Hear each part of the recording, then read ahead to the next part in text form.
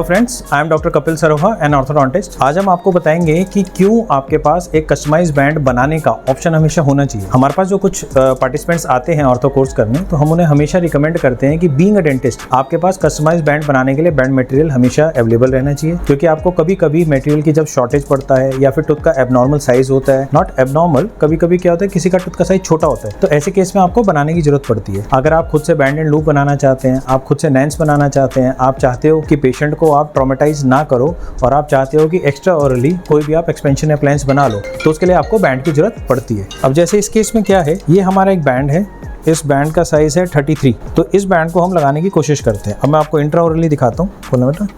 अब ये हमारा टूथ है। अब इस टूथ में क्या है कि जब मैं इस बैंड को लगाता हूँ तो ये मेरा बैंड छोटा पड़ रहा है, मैं इसको अंदर एंगेज कर ही नहीं पा रहा हूँ, तो ये मुझे इससे बड़ा साइज चाहिए। अब जब मैं इसे नेक्स्ट साइज 34 लूँगा, तो 34 साइज में क्या होगा कि जब मैंने इसको लगाया, इट इज़ टू लूज, ये फ्रीली फ्लो कर गया और ये यहाँ पे जिंजाइवा में प्रेस हो पा रहा है, दब रहा है। आपको भी दिख रहा होगा कितना ज़्यादा कस्प यहाँ से विजिबल है। तो over a period of time क्या होगा कि ये जिंजाइवा पे इम्पिंज करेगा, जिसकी वजह से बोन लॉस यहाँ पे स्टार्ट हो जाएगा। तो ऐसा कोई केस होगा तो आपके पास बैंड मटेरियल की अवेलेबिलिटी होना बहुत ज़रूरी है। बैंड मटेरियल के साथ बैंड बनाने में बिल्कुल भी टाइम नहीं लगता। This is a band material. इसमें जो आपका साइज़ लिखा हुआ है, ये आपका मोलर बैंड के लिए साइज़ है, आपको अपने पास रखना है। What you need to do is you have to take out. आपने जरा सा बैंड साइज लिया, बैंड कटिंग सीजर आपके पास है, आपने सिंपली उसको कट किया। This is a band contouring plier. इसमें आप देखोगे कि ये कंटूर करेगा बैंड को। हमने इसको करके सिंपली बैंड को जो टूथ का शेप होता है, एक कॉन्वेक्स शेप देने की कोशिश की है। ये करने के बाद आप एक स्मूथ कर्व लिया। This is a spot welder. ये जो स्पॉट वेल्डर है, दो एंड मिले हुए हैं। वेल्डिंग आपको पता है क्या होता है, सेम मटेरियल को ज्वाइन करता है विद एप्लीकेशन ऑफ हीट। ये करंट प्रोड्यूस करेगा। पहले आपने इसके दो एंड लिए और यहाँ पे आपने इसको एंगेज कर दिया। Now this part is welded, ये अलग नहीं हो रहा। What you need to do is आप इसको एंगेज करेंगे। अब ये दोनों साइड पे चला गया। उसके बाद आपका विंग गार्ड प्लायर है। विंग गार्ड प्लायर से आपने क्या किया, बैंड को लिया, जो आपका एक्स्ट्रा बैंड मटेरियल है, आपने इसको पुश किया, थोड़ा सा आगे आए, उसके बाद फर्दर इसको टाइट करने की कोशिश की।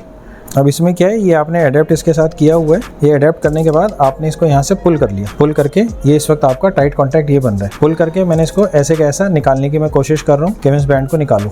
ये मैंने बैंड निकाला है जहाँ से मैंने इसको टाइटली पुल किया था। एयर ड्राई एक बार हम इसको कर लेते हैं, क्योंकि हम इसका वेल्ड करने वाले हैं।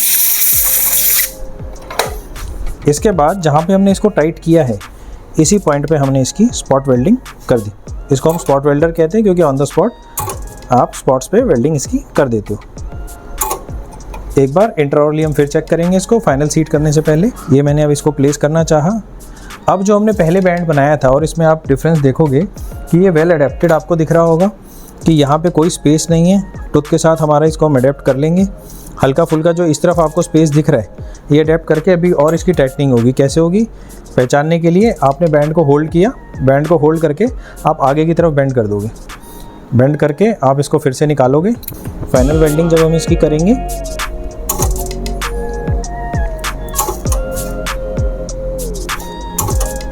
ये हमने इसका फाइनल वेल्डिंग कर दिया है। एक्स्ट्रा जो है इसको हम कट डाउन कर लेंगे। कट डाउन कर लिया। रिमेनिंग जो हमारा शार्प पोर्शन है, इसको हम बर के साथ स्मूथ कर लेंगे। तो फिट किया, ये बैंड पुशर, मीजल, डिस्टल, आपने इसकी पोजीशन नोट कर ली। अब बंद करना बेटा, बंद करो, टाइट, बिल्कुल टाइट कर लिया। टाइट बंद, खोलो। कहीं भी इसकी पोजीशन शिफ्टिंग नहीं है, कहीं पे भी ऐसा नहीं लग रहा कि इसके बैंड को डिस्प्लेसमेंट कहीं भी है। इस तरफ से भी आप देखोगे जिंजाइवा पे कहीं भी इम्पिंजिंग नहीं है। अब इसके ऊपर सिंपली हमें ट्यूब प्लेस करना है और इसके बाद हम इस बैंड को लगा दें।